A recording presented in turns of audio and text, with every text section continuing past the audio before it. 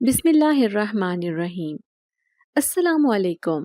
میں پھولوں کی ٹوکری اٹھا کر جلدی سے باہر کام کرتے ملازم کو پکڑانے ہی لگی تھی کہ ایک دم سے میرا پیر پھسلا اور میں زمین کے بل گر گئی۔ سارے تازے پھولوں والی ٹوکری فرش پر گر گئی جس سے وہ خراب ہو گئے۔ میں پھرتی سے ان کو اٹھانے ہی لگی تھی کہ میرے بال ایک دم سے میری ساس نے اپنی مٹھی میں لیے اور چلا کر کہنے لگی، کمبخت عورت، ایک کام بھی تیرے سے ڈھنگ کا نہیں ہو سکتا ہے۔ یہ شگن کے پھول تھے جو خاص مہمانوں کے لیے منگوائے تھے، اب تو نے یہ سارے ضائع کر ڈالے۔ سب اچھے سے جانتی ہوں تو نے جان بوجھ کر کیا ہے تاکہ میری لاڈلی کی شادی خراب ہو۔ تو کسی کو خوش دیکھ ہی نہیں سکتی ہے۔ میں نے روتے ہوئے اپنی ساس سے کہا، نہیں اماں، ایسی کوئی بات نہیں ہے۔ میں کیوں ندا کی شادی خراب کرنا چاہوں گی؟ وہ میری بھی بیٹیوں کی طرح ہے۔ میں تو خود بڑھ چڑھ کر اس کی شادی کی تیاریوں میں لگی ہوں تاکہ کسی طرح کی کوئی کمی نہ رہ جائے۔ میرا اتنا کہنا تھا کہ میری ساس کے ساتھ کھڑی جٹھانی جس کی بیٹی کی شادی تھی کہنے لگی، سب جانتی ہوں میں تیرے جیسی عورتوں کو، اپنی بیٹی منحوس ہے اور اب تک گھر میں بیٹھی ہے، اس وجہ سے تو کیوں چاہے گی کہ میری ردا اپنے گھر کی ہو جائے؟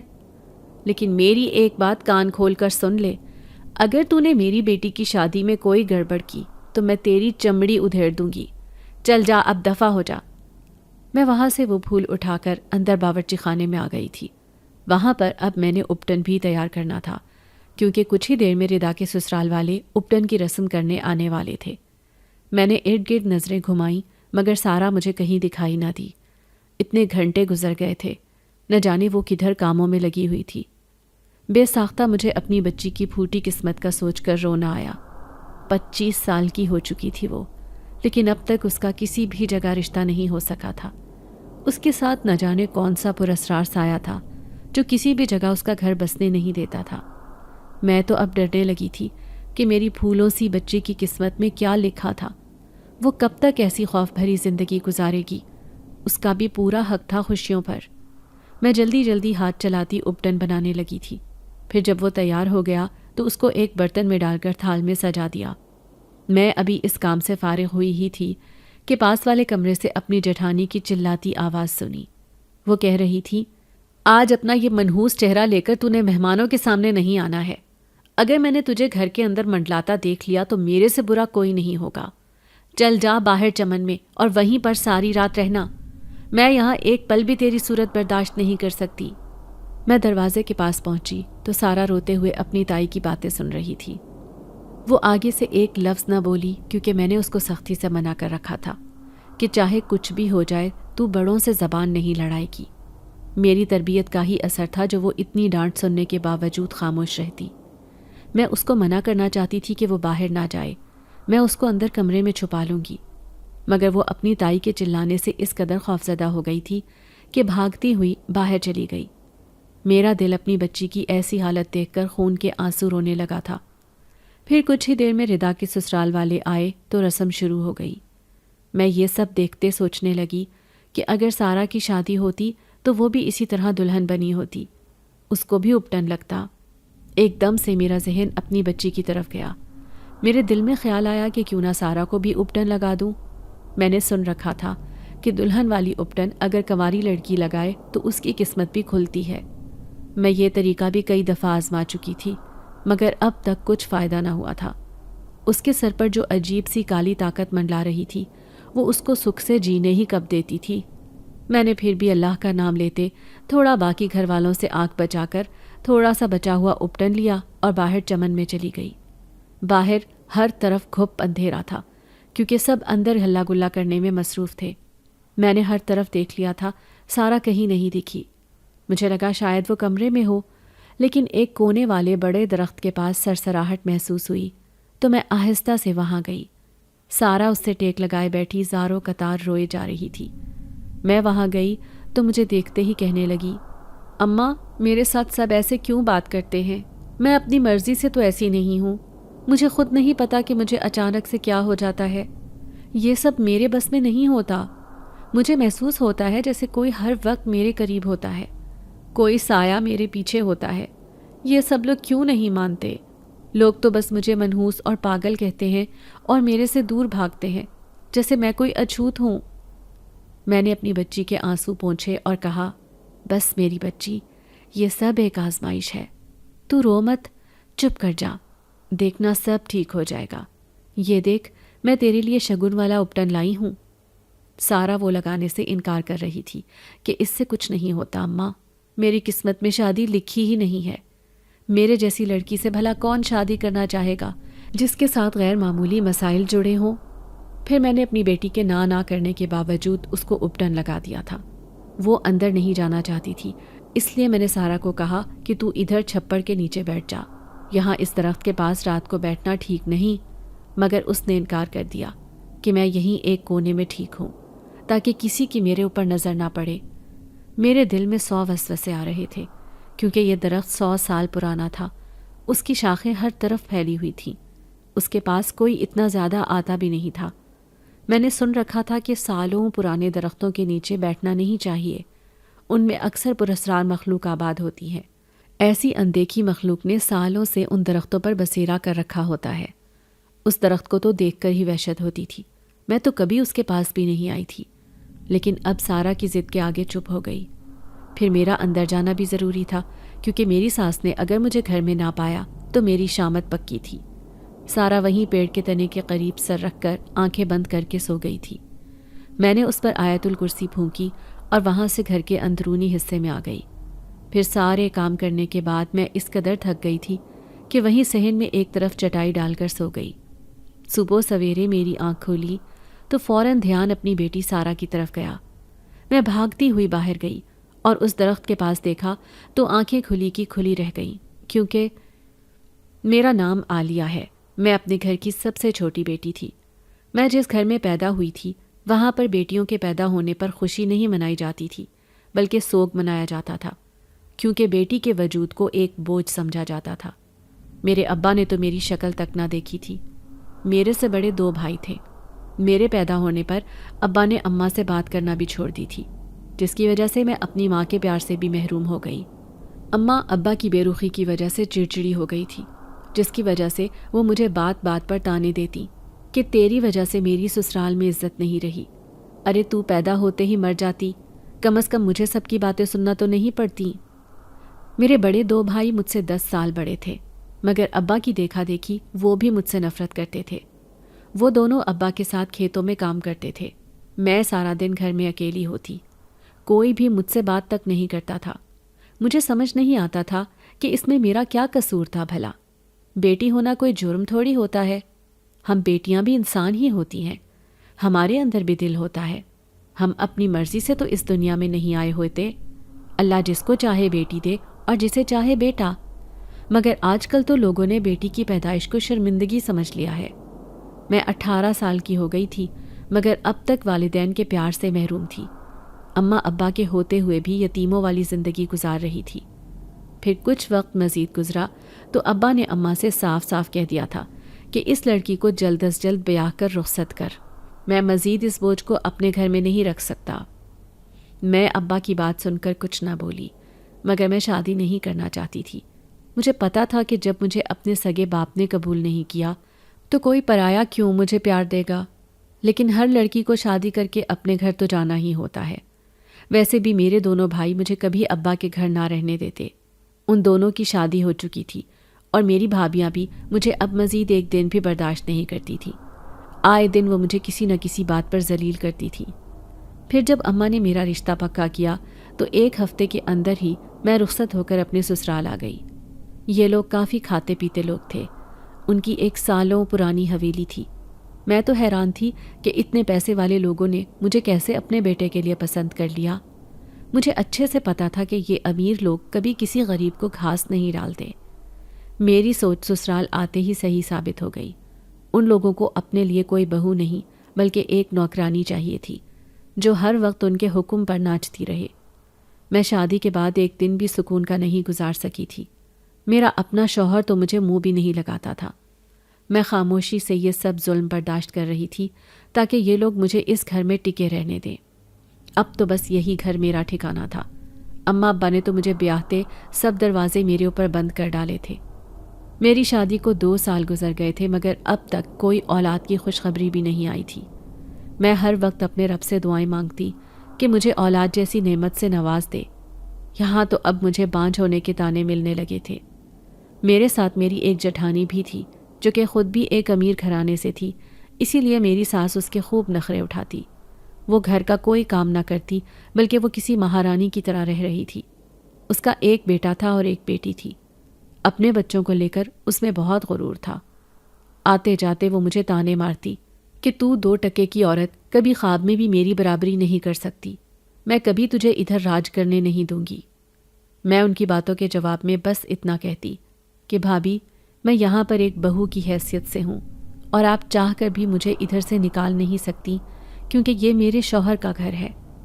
میرا اتنا کہنا تھا کہ میری جٹھانی پاگل ہو گئی۔ اس نے میرا منہ دبوچا اور بولی، گھٹیا عورت، اب تو دیکھتی جا کہ میں کیسے تجھے تیری اوقات دکھاتی ہوں۔ تو نے میرے سامنے زبان چلا کر اچھا نہیں کیا۔ پھر اس کے بعد انہوں نے میری ساس کو میرے خلاف ورغلانا شروع کر دیا۔ وہ تو پہلے بھی مجھے پسند نہیں کرتی تھی مگر اب تو جیسے نفرت کرنے لگی تھی۔ حالانکہ میں پوری کوشش کرتی کہ ان کے سارے کام وقت پر پورے کروں، کبھی کوئی چوک نہ ہو۔ میری جٹھانی نے میری ساس کو جیسے اپنے وش میں کیا ہوا تھا۔ وہ جو کہتی تو وہ آنکھ بند کر کے یقین کر لیتی تھی۔ کبھی کبھی تو مجھے ایسا لگتا کہ جیسے میری جٹھانی کوئی پراسرار دھندا کرتی تھی۔ اس کی حرکتیں کافی مشکوک ہوتی تھی۔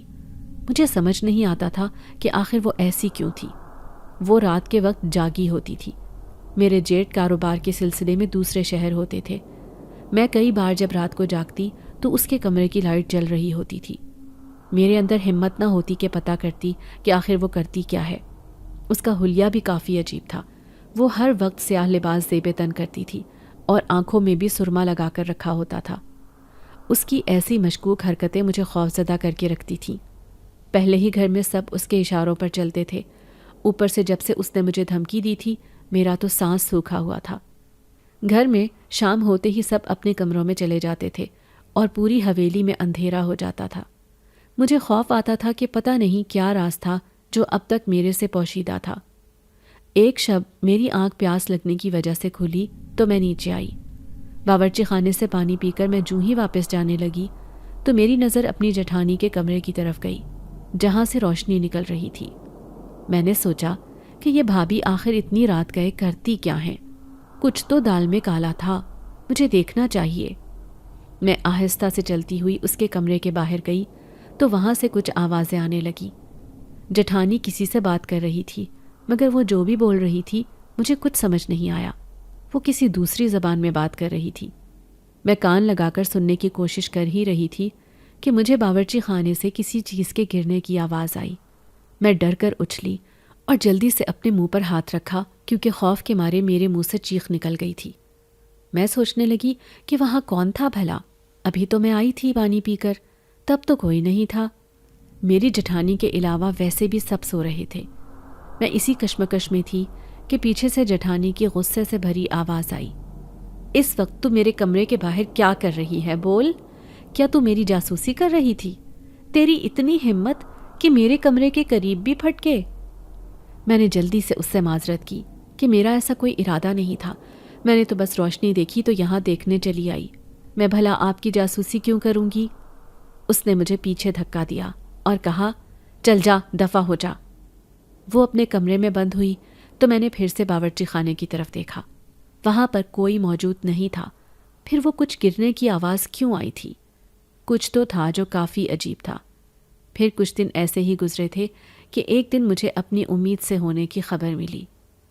میں تو یہ خوشی کی خبر سن کر پھولے نہیں سما رہی تھی کیونکہ میری اتنے سالوں کی مراد پوری ہونے والی تھی۔ اب میری اولاد ہوگی اور پھر کوئی مجھے بے اولادی کے طعنے نہیں دے گا۔ میں یہ سوچ ہی رہی تھی کہ بچہ ہونے کے بعد میرے قدم اپنے سسرال میں مضبوط ہو جائیں گے، میرا شوہر بھی مجھ سے محبت کرے گا، شاید وہ بھی مجھے قبول کر لے۔ مگر یہ سب میری بھول ثابت ہوئی۔ میری ساس میری امید سے ہونے کے باوجود مجھ سے پورے گھر کے کام کرواتی۔ اس کو ذرا احساس نہ تھا کہ مجھے آرام کی ضرورت تھی۔ ایسی حالت میں تو لوگ اچھی خوراک لیتے ہیں تاکہ ان کا بچہ صحت مند ہو، مگر میرے سسرال والے تو مجھے 2 وقت کی روٹی دینے پر بھی راضی نہیں تھے۔ اتنا پیسہ ہونے کے باوجود وہ مجھے بمشکل 1 وقت کا کھانا دیتے۔ میں اس پر بھی صبر شکر کر کے گزارا کر لیا کرتی کیونکہ میرے پاس اس کے سوا کوئی چارہ نہ تھا۔ یہ سب میرے مقدر میں ہی لکھ دیا گیا تھا۔ میری جٹھانی کو جب سے پتہ چلا تھا کہ میں امید سے ہوں، وہ انگاروں پر لوٹ رہی تھی۔ اس کا بس نہیں چل رہا تھا کہ مجھے کچا چبا جائے۔ وہ جان بوجھ کر مجھے ہر وقت کاموں میں لگائے رکھتی تاکہ میرے بچے کو نقصان ہو سکے، مگر میں اپنی اولاد کا خیال اپنی جان سے بڑھ کر کرتی تھی۔ پھر جس کو رب رکھے اس کو کوئی نقصان نہیں پہنچا سکتا۔ میں نے بھی کچھ عرصے بعد ایک خوبصورت بچی کو جنم دیا۔ میرے ساتھ ہی کچھ عرصے کے بعد میری جٹھانی کی بھی بیٹی ہوئی۔ انہوں نے اس کا نام ردا رکھا اور میں نے اپنی بچی کا نام سارا رکھا۔ میری سارا بے انتہا خوبصورت تھی۔ اس میں ایسی کشش تھی کہ جو بھی دیکھتا دنگ رہ جاتا۔ اس کی سنہری آنکھیں اور گوری ملائی جیسی رنگت سب کو مبہوت کر دیتی۔ اس کے برعکس میری جٹھانی کی بیٹی ردا معمولی شکل و صورت کی حامل تھی۔ اس کا رنگ بھی سانولا تھا۔ سارا جب پیدا ہوئی تو اس کو میں اپنے سینے سے لگا کر رکھتی، کبھی اس کو خود سے دور نہ ہونے دیتی۔ کام کے دوران بھی اس کو اپنے آس پاس ہی رکھتی۔ ویسے بھی میرے علاوہ گھر میں اس کو کوئی بھی پسند نہیں کرتا تھا۔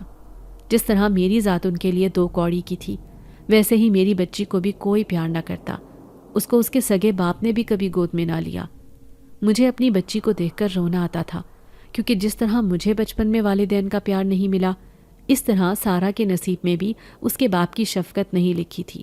مگر میں نے سوچ لیا تھا کہ میں سارا کو ماں اور باپ دونوں کا پیار دوں گی۔ میں 1-2 دفعہ دیکھ چکی تھی کہ میری جٹھانی سارا کے ارد گرد منڈلاتی تھی۔ مجھے یہ کچھ عجیب سا لگتا تھا، کیونکہ اس کو تو سارا سے خدا واسطے کا بیر تھا۔ وہ تو حسد کرتی تھی میری بیٹی سارا سے۔ مجھے اس کی آنکھوں میں اپنی بیٹی کے لیے صاف جلن دکھائی دیتی تھی۔ میں اپنی جٹھانی کی مشکوک حرکتوں کی وجہ سے کافی زیادہ محتاط ہو گئی تھی، لیکن اس کے باوجود ایک دن اس نے مجھے سختی سے کہا کہ یہ کپڑے اوپر تار پر ڈال کر آؤ۔ میں سارا کو بھی ساتھ لے جانے لگی، لیکن اس نے سختی سے جھڑک دیا، یہ کہہ کر کہ اگر تھوڑی دیر نیچے تیری بچی رہ لے گی تو مر نہیں جائے گی، چپ چاپ جا کر اپنا کام ختم کر۔ میں اس کی بات کے آگے خاموش ہو گئی تھی، مگر میرے دل کو دھڑکا لگا ہوا تھا۔ میں جلدی سے کپڑوں کو تار پر ڈال کر نیچے بھاگی، مگر سامنے اپنی جٹھانی کو سارا کے قریب بیٹھا دیکھ کر میرا چہرہ خوف کے مارے سفید پڑ گیا، کیونکہ وہ اس کو کچھ پلا رہی تھی۔ میں بھاگتی ہوئی پہنچی تو وہ جلدی سے اپنے کمرے میں چلی گئی، مگر میں نے اس کے ہاتھ میں کچھ دیکھا تھا۔ ضرور اس نے کچھ سارا کو کھلایا تھا۔ میں نے اپنی بچی کو اٹھا کر دیکھا اور اس کا پورا معائنہ کیا۔ جب وہ ٹھیک دکھائی دی تو کچھ سکون آیا، مگر میرا یہ سکون چند دنوں کا ہی تھا، کیونکہ 1 ہفتے بعد سارا روز رات کو نیند میں ڈر کر رونے لگتی۔ میں بہت زیادہ پریشان ہو گئی تھی کہ آخر اس کو کیا ہو گیا ہے۔ میں اس کو بہت چپ کرواتی اور پوچھتی کہ کیا ہوا ہے، تم کیوں رو رہی ہو؟ لیکن وہ کوئی جواب نہ دیتی، بس زاروں قطار روتی ہی رہتی تھی۔ اس کو کسی چیز کا جیسے ڈر ہوتا تھا۔ وہ رونے کے دوران مسلسل ارد گرد دیواروں کو دیکھتی اور میری پناہوں میں چھپنے کی کوشش کرتی۔ مجھے ایسے لگتا جیسے اس کو کچھ دکھائی دے رہا تھا، مگر میں دیکھنے سے قاصر تھی۔ شاید وہ کوئی اندیکھا سایہ تھا جو صرف سارا کو ہی دکھائی دیتا تھا۔ میرا دل کہتا تھا کہ یہ سب میری جٹھانی کا کیا دھرا تھا۔ اس کے چہرے پر ہر وقت ایک مکروہ مسکراہٹ ہوتی تھی۔ میں صبح ہوتے جب سارا سے پوچھتی کہ رات کو تم کیوں ڈر جاتی ہو، تمہیں ایسا کیا دکھائی دیتا ہے جس کی وجہ سے تم رونے لگتی ہو اور مجھے بھی نہیں پہچانتی، حالانکہ کمرے میں تو کوئی بھی نہیں ہوتا، تو اس کا جواب سن کر میرے پیروں کے نیچے سے زمین کھسک جاتی، کیونکہ اس کا کہنا تھا کہ وہ تو رات کو پرسکون نیند سوئی تھی، اس کو تو کچھ یاد ہی نہیں اور نہ ہی کچھ ڈراؤنی مخلوق دکھائی دی۔ میں بہت ہی زیادہ خوفزدہ رہنے لگی تھی کہ اب کیا کروں، کس کے پاس اپنی بچی کو لے کر جاؤں۔ اگر میں یہ بات کسی کو بتاتی تو سب یہی کہتے کہ تیری بیٹی پاگل ہے، اس کو دورے پڑتے ہیں۔ گھر میں تو میری ساس مجھے اٹھتے بیٹھتے یہی تانا دیا کرتی تھی کہ تو نے ایک ذہنی مریضہ پیدا کی ہے جو ہمارے کسی کام کی نہیں۔ کاش ہم نے کسی ڈھنگ کی لڑکی سے اپنے بیٹے کی شادی کروائی ہوتی تو آج وہ خوشحال زندگی گزار رہا ہوتا۔ اگر تو نے اس کو بیٹا پیدا کر کے دیا ہوتا تو اس کا بھی وارث ہوتا۔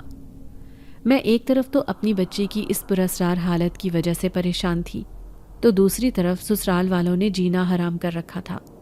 اپنی دادی کے تانے سنتی سارا احساس کمتری کا شکار ہو چکی تھی۔ اس نے بات کرنا بہت کم کر دیا تھا۔ پھر ایک دن ہم پر جیسے قیامت ٹوٹ پڑی۔ کیونکہ سارا کی سالگرہ والے دن ہی میرے شوہر کا ایک بہت برا ایکسیڈنٹ ہوا جس میں وہ موقع پر ہی انتقال کر گیا۔ میری تو جیسے دنیا ہی لٹ گئی تھی۔ پہلے بھی میں اس گھر میں ذلت والی زندگی ہی گزار رہی تھی، مگر اب تو میری حیثیت یہاں کام کرنے والی نوکرانی سے بھی بدتر ہو گئی تھی۔ سارا کو سب خاندان والے منحوس کہنے لگے، کیونکہ ان کو لگتا تھا کہ اس کی وجہ سے ہی میرے شوہر کا ایکسیڈنٹ ہوا تھا۔ اب تو محلے والے بھی مجھے آ کر باتیں سناتے کہ تو اپنی بیٹی کا علاج کروا یا اس کو کسی پاگل خانے میں بھیج دے، یہاں پر رہی تو اس کی منحوسیت سب کو مار دے گی۔ اب تو میری بیٹی کی عمر بھی شادی کی ہو گئی تھی۔ میں چاہتی تھی کہ جلد سے جلد وہ کسی اچھے سے گھر میں بیاہی جائے تاکہ اس کی جان ان لوگوں سے بچ جائے، وہ تو کم از کم میری طرح اذیت بھری زندگی نہ گزارے۔ مگر میری جٹھانی نے نہ جانے میری بچی کے ساتھ ایسا کون سا عمل کیا تھا کہ اس کی ایسی حالت ہو جاتی تھی۔ مجھے پکا یقین تھا کہ یہ سب انہی کا کیا کرایا تھا۔ جس دن سے انہوں نے سارا کو وہ کالا پانی پلایا تھا، اس دن کے بعد سے ہی وہ راتوں کو خوف کے مارے چلاتی اور کسی کے قابو میں نہ آتی۔ میں نے ایک دن سارا سے پوچھا کہ تم اپنے ذہن پر زور دو، رات کو تمہیں ایسا کیا دکھائی دیتا ہے جو تم اتنی خوفزدہ ہو جاتی ہو؟ اس نے بس اتنا کہا کہ مجھے ایسا لگتا ہے جیسے میرے ارد گرد ہر وقت ایک کالا سایہ ہو، وہ میرے پاس ہی منڈلاتا ہے۔ میں رات کو اس پر کئی بار آیت الکرسی پڑھتی تاکہ وہ نہ ڈرے، مگر میری جٹھانی نے اتنا طاقتور جادو اس پر کیا تھا کہ وہ بھیانک سایہ اس کا پیچھا چھوڑتا ہی نہیں تھا۔ سارا کی اسی پراسرار حالت کی وجہ سے اس کا اب تک کہیں کوئی رشتہ نہیں ہوا تھا۔ جب بھی کوئی رشتے والا آتا تو اس کی حالت اچانک سے بگڑ جاتی اور وہ چیخنے چلانے لگتی۔ اب تو پورے علاقے والے جان چکے تھے کہ سارا کے اوپر اندیکھی مخلوق کا سایہ تھا۔ ہر کوئی اس سے ڈرتا اور دور بھاگتا۔ اس کی جتنی بھی سہیلیاں گاؤں میں تھیں، ان سب نے اس سے دوستی توڑ دی تھی۔ میں اپنی بیٹی کی ایسی حالت دیکھ کر بہت روتی۔ میں اپنی بیٹی کے نصیب کے لیے کافی پریشان رہتی، کیونکہ میری جٹھانی نے اپنی بیٹی ردا کا رشتہ ایک بہت اچھے گھرانے میں طے کر دیا تھا۔ میری بیٹی اس سے عمر میں بڑی تھی، مگر اب تک گھر میں بیٹھی ہوئی تھی۔ لڑکیوں کی ایک دفعہ عمر گزر جائے پھر ان کی شادی نہیں ہوتی۔ اب گھر میں ردا کی شادی کی تیاریاں زور و شور سے چل رہی تھی۔ میری جٹھانی چاہتی تھی کہ اس کی بیٹی شان سے رخصت ہو۔ اس دوران وہ مجھے اور سارا کو ہزاروں باتیں سناتی۔ کتنی ہی مرتبہ وہ مجھے دھمکی دے چکی تھی کہ اگر میں نے ردا کی شادی میں کوئی خرابی کی تو وہ مجھے دھکے دے کر اس گھر سے نکال باہر کرے گی۔ اب تو میرا شوہر بھی اس دنیا میں نہیں تھا۔ میں بیوہ عورت اپنی جوان بیٹی کو لے کر کہاں جاتی؟ اس لیے مجھے ہر صورت اپنے سسرال والوں کی باتیں برداشت کرنی تھی۔ ایک رات تیز بارش شروع ہوئی تو میں جلدی سے چھت پر گئی تاکہ دھلے ہوئے کپڑے اتار سکوں۔ کپڑے اتارنے کے بعد میں نے ان کو پاس سٹور روم میں رکھ دیا۔ میں نیچے جانے ہی لگی تھی کہ میری نظر ایک سائے پر پڑی۔ وہ سایہ منڈیر کے پاس تھا۔ میں ڈر گئی کہ کہیں وہ کوئی چور تو نہیں۔ اس رات بھی باورچی خانے میں نے ایسا ہی ایک سایہ دیکھا تھا، مگر اس کو اپنا وہم سمجھا۔ اگر یہ کوئی چور ہوا اور اس نے گھر سے قیمتی سامان چوری کر لیا تو سب گھر والے اس کا الزام بھی مجھے ہی دیتے، کیونکہ اس گھر میں جو کچھ بھی غلط ہوتا تھا ہر کوئی مجھے ہی بے عزت کرتا تھا۔ میں نے ردا کو ہمیشہ اپنی بیٹی ہی سمجھا تھا، اس کو بالکل سارا کی طرح پیار کرتی، مگر میری جٹھانی نے اس کے دماغ میں اتنا زہر بھر دیا تھا کہ وہ میری ذرا عزت نہیں کرتی تھی۔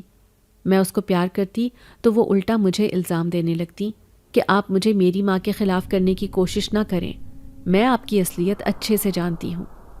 اس کے اندر چھوٹے بڑے کا کوئی لحاظ نہ تھا، اسی لیے اس کے بعد سے میں نے اس سے بات کرنا چھوڑ دیا تھا، لیکن کبھی بھی اس کے لیے برا نہیں چاہا تھا اور اس کی شادی کی تیاریاں خلوص سے کرنے لگی تھی۔ یوں اس کی شادی میں 2 دن رہ گئے تھے اور اپٹن والی رات جب میری جٹھانی نے سارا کو خوب ذلیل کیا کہ اپنا سیاہ بخت وجود لے کر چمن میں چلی جا، میں تجھے اپنی بیٹی کی اپٹن کی رسم میں نہیں دیکھنا چاہتی، تو وہ روتی ہوئی باہر بھاگ گئی۔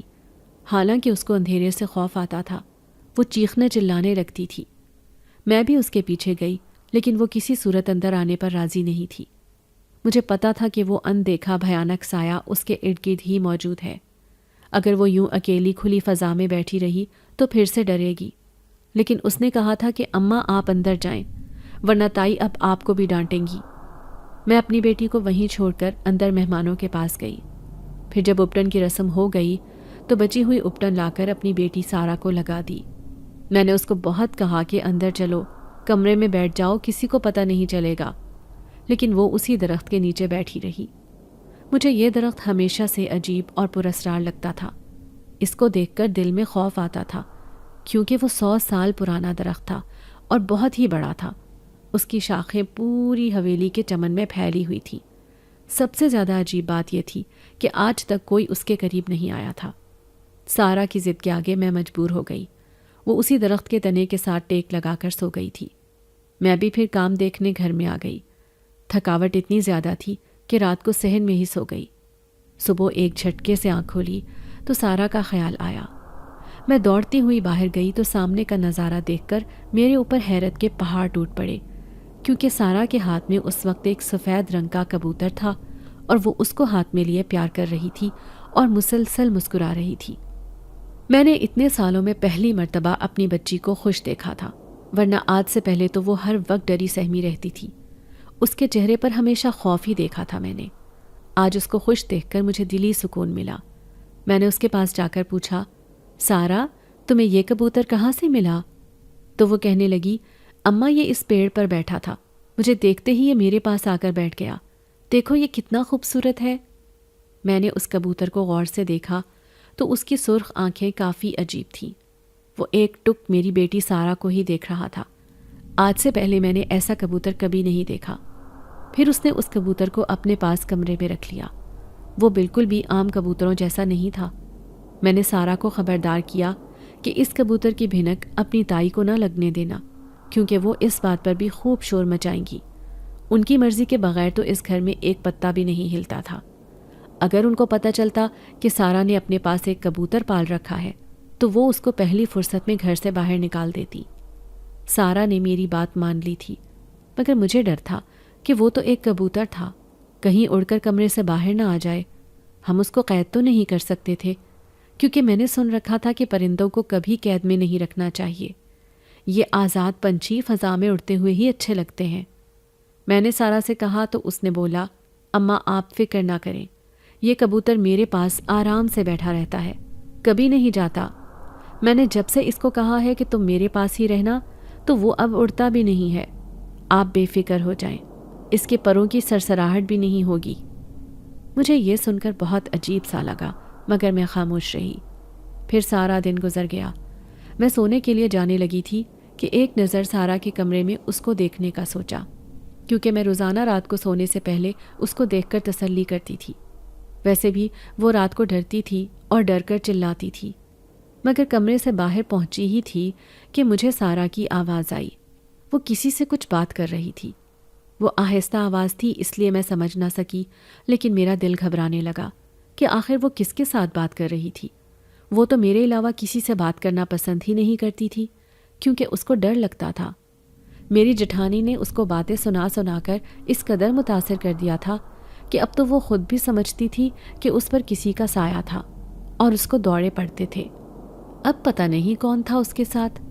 میرے ذہن میں خیال آیا کہ کہیں یہ وہی سایہ تو نہیں تھا جس سے وہ ڈرتی تھی، مگر مجھے تو کمرے سے سارا کے کسی قسم کے چلانے کی آوازیں نہیں آ رہی تھیں۔ تجسس کے ہاتھوں مجبور ہو کر میں نے تھوڑا سا دروازے کے اندر جھانکا تو میری حیرت کی انتہا نہ رہی، کیونکہ وہاں پر تو سارا کے علاوہ کوئی بھی نہیں تھا۔ وہ اس کبوتر کو بستر کے ایک طرف رکھ کر آرام سے بیٹھی ہوئی تھی۔ میرا حال تو ایسا تھا کہ کاٹو تو بدن میں لہو نہیں، کیونکہ میں نے اپنے کانوں سے باتوں کی آواز سنی تھی۔ یہ میرا وہم ہرگز نہیں ہو سکتا تھا، کیونکہ اپنے کانوں کا سنا غلط نہیں ہو سکتا تھا۔ میں نے سارا سے پوچھا، بیٹی تم ابھی کس کے ساتھ بات کر رہی تھی؟ اس نے کہا کہ اماں میں تو بات نہیں کر رہی تھی، بس کبوتر کو پیار کر رہی تھی۔ سارا ماننے پر تیار نہیں تھی، اس لیے میں وہاں سے نکل آئی۔ پھر اگلے دن ردا کی بارات تھی۔ میری جٹھانی نے تو پوری حویلی سر پر اٹھا رکھی تھی۔ صبح سے اس نے مجھے اپنے کاموں پر لگا رکھا تھا۔ میں فجر کی نماز کے بعد سے گھر کی صفائی ستھرائی میں لگی ہوئی تھی۔ میرے ساتھ سارا بھی کام کر رہی تھی۔ وہ میرا پورا ہاتھ پٹایا کرتی تھی۔ میری جٹھانی خود کمرے میں بند تھی، نہ جانے وہ کیا کر رہی تھی۔ اس نے کسی کو بھی کمرے میں آنے کی اجازت نہیں دی تھی، اور آج تو صبح سے میں نے اس کو نہیں دیکھا تھا۔ میرے دل میں وسوسے آنے لگے تھے۔ پھر نیچے کی صفائی کر کے میں اوپر چھت پر گئی تاکہ وہاں بھی پوچھا لگا سکوں، مگر ادھر کچھ ہی دیر میں موسم خراب ہونے لگا تھا۔ آسمان پر سیاہ بادل لہرانے لگے۔ میں یہ دیکھ کر بہت ڈر گئی کیونکہ ابھی تو دھوپ والا موسم تھا۔ ان بادلوں نے ہماری حویلی کے اوپر ایک سایہ سا کر رکھا تھا۔ یہ دیکھ کر میرا دل بیٹھنے لگا۔ آج تو شادی تھی، اگر بارش ہوئی تو سارا گھر گندا ہو جاتا۔ بارات کے لیے جتنے انتظامات کر رکھے تھے وہ سب تباہ ہو جاتے۔ میں یہ سوچ ہی رہی تھی کہ میری نظر آسمان پر اس سفید کبوتر پر پڑی جو حویلی کے گرد ہی اڑ رہا تھا۔ میں حیران تھی کہ اس کو تو سارا نے اپنے کمرے میں رکھا تھا، پھر وہ ادھر کیا کر رہا تھا؟ ابھی میں دیکھ ہی رہی تھی کہ ایک دم سے تیز موسلا دھار بارش شروع ہو گئی۔ اس بارش نے لمحوں میں مجھے بھگو کر رکھ دیا تھا۔ میں نے اس کبوتر کو دیکھا تو وہ اسی طرح بارش میں خوشی سے جھوم رہا تھا۔ وہ کافی پراسرار تھا۔ ایسا لگ رہا تھا کہ وہ اس طوفانی بارش سے بہت خوش تھا۔ حالانکہ پرندے تو بارش میں کسی چھپڑ کے سائے تلے چھپ جاتے ہیں تاکہ ان کے پر نہ گیلے ہو جائیں، لیکن وہ تو گیلا بھی نہیں ہو رہا تھا۔ وہ مسلسل اس حویلی کے گرد ہی چکر کاٹ رہا تھا۔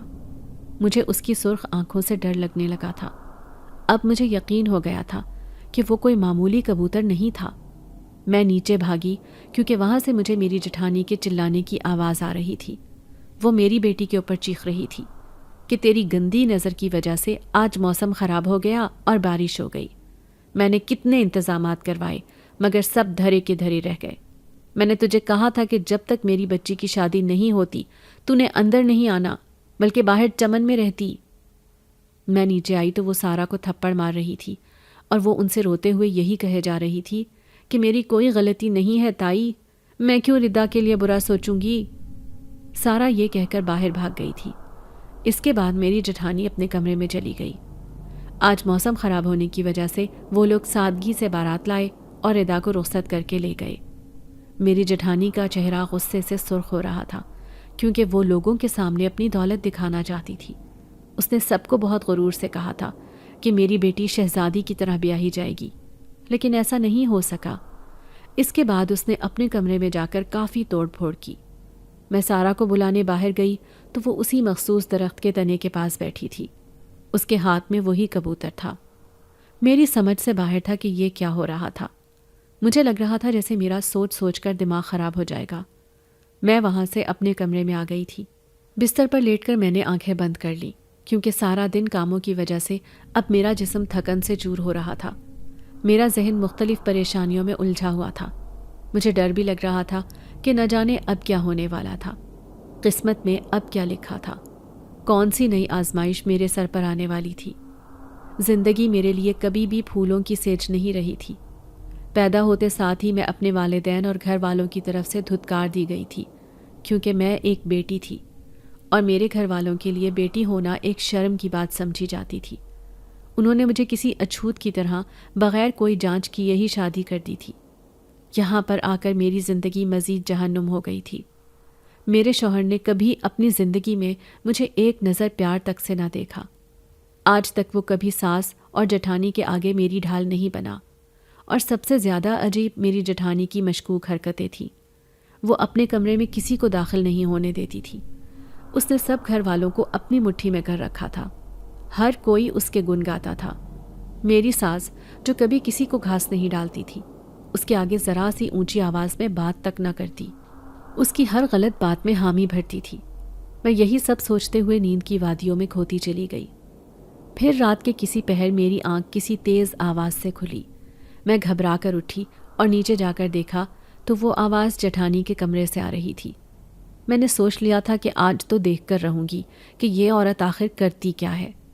میں چپکے سے باہر چمن کی طرف گئی اور اس کے کمرے کی پچھلی طرف والی کھڑکی سے جھانکا۔ میری آنکھیں پھٹی کی پھٹی رہ گئیں یہ دیکھ کر کہ وہ عورت کمرے میں زمین پر بیٹھی تھی۔ اس نے بیچ میں کچھ لکڑیاں رکھ کر ان پر آگ لگا رکھی تھی۔ وہ تیز آواز میں کچھ پڑھتی جا رہی تھی اور اس آگ میں کچھ چھونک دیتی۔ میں اس کو دیکھ کر سمجھ گئی کہ وہ کوئی جادوئی عمل کر رہی تھی۔ اس کا مطلب کہ وہ جادوئی عمل کرتی تھی۔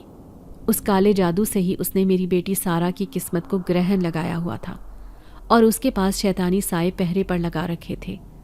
انہی بھیانک سایوں کی وجہ سے وہ ڈر کر چلاتی تھی اور رونے لگتی تھی۔ مجھے پتا تھا میری بچی کو کچھ نہیں ہوا تھا، وہ بالکل ٹھیک تھی۔ یہ سب کچھ اسی عورت کا کام تھا، لیکن میں یہ نہیں جانتی تھی کہ وہ اپنی جلن میں اس قدر گر جائے گی کہ میری شہزادی بیٹی کی زندگی خراب کر دے گی؟ اگر آج میں یہاں آ کر نہ دیکھتی تو مجھے کچھ پتہ ہی نہیں چلتا کہ آخر اس کے ساتھ کیا مسئلہ تھا۔ میں اس عورت کے دیکھنے سے پہلے جلدی سے وہاں سے ہٹ کر اپنے کمرے میں آنے لگی تھی۔ میری نظر سارا پر پڑی۔ وہ گھر سے باہر نکلی تھی۔ میں نے سوچا کہ یہ سارا اس وقت کہاں جا رہی ہے؟ ابھی تو وہ اپنے کمرے میں تھی۔ مجھے شک ہوا کہ یہ اس مکار عورت کی کوئی سازش نہ ہو۔ اس کو ویسے بھی اپنے جادو سے لوگوں کو وش میں کرنا اچھے سے آتا تھا۔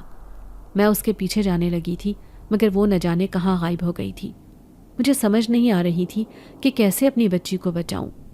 میں گھر آ کر بلک بلک کر رونے لگی، اپنے رب سے بے تحاشا دعائیں مانگنے لگی کہ وہ میری بیٹی کی حفاظت فرمائے۔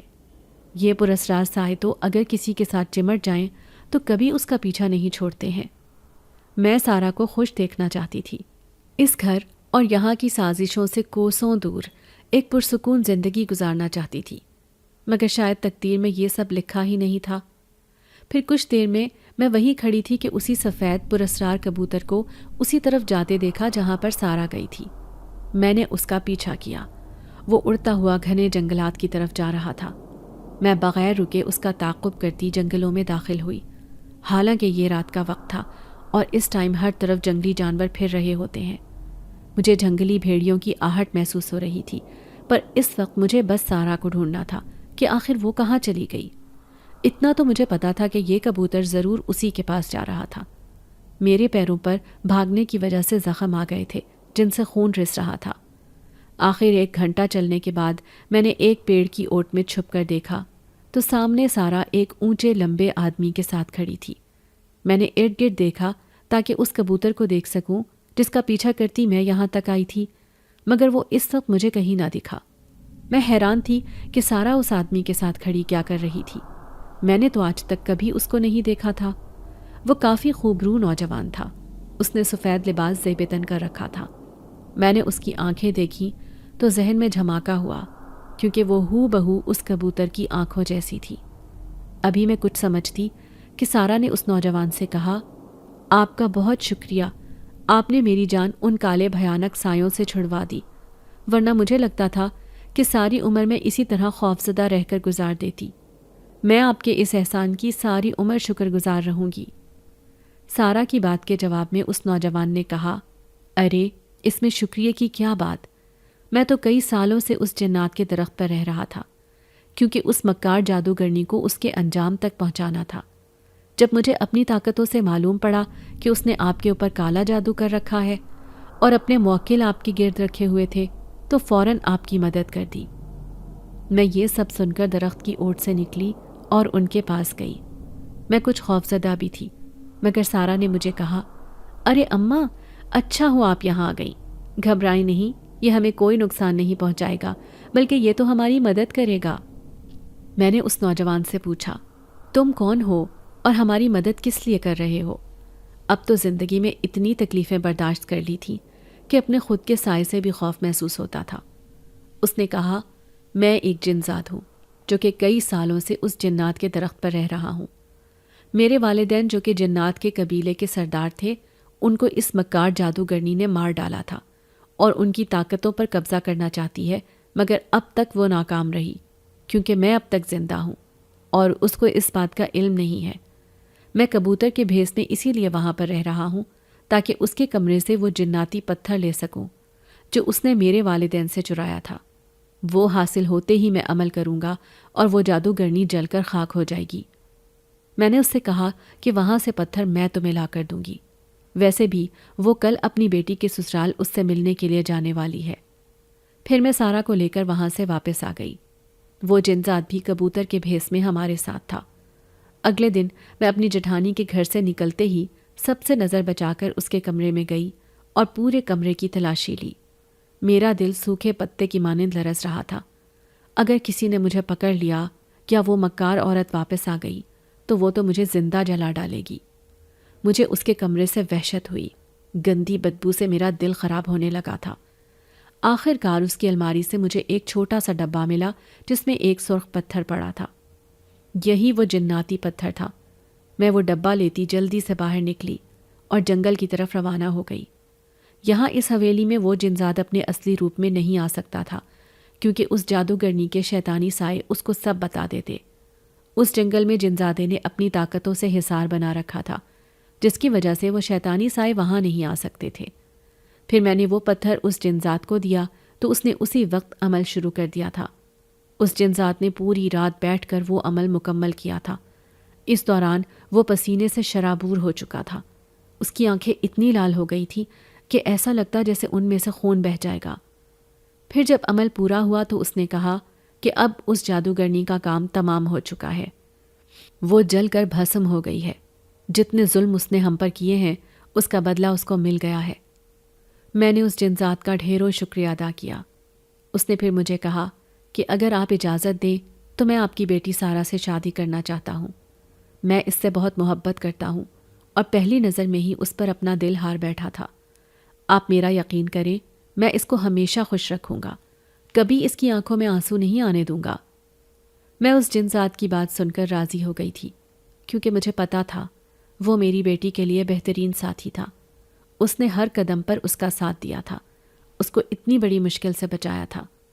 اب اسی کی مدد سے وہ ایک خوشحال زندگی گزار رہی تھی۔ پھر سارا بھی اس شادی پر رضامند تھی۔ یوں اگلے دن ہی ان کی شادی ہو گئی تھی۔ میں اور سارا اس جنزاد کے ساتھ اس کی دنیا میں آ کر رہنے لگے تھے۔ اگر آپ کو آج کی ہماری کہانی پسند آئی ہے تو اسے لائک کیجیے اور اپنے پیاروں کے ساتھ شیئر کیجیے۔ اور ہاں، اگر آپ نے ابھی تک ہمارا چینل سبسکرائب نہیں کیا تو ضرور کیجیے۔ ملتے ہیں کل ایک نئی اور دلچسپ کہانی کے ساتھ۔ تب تک کے لیے اللہ حافظ۔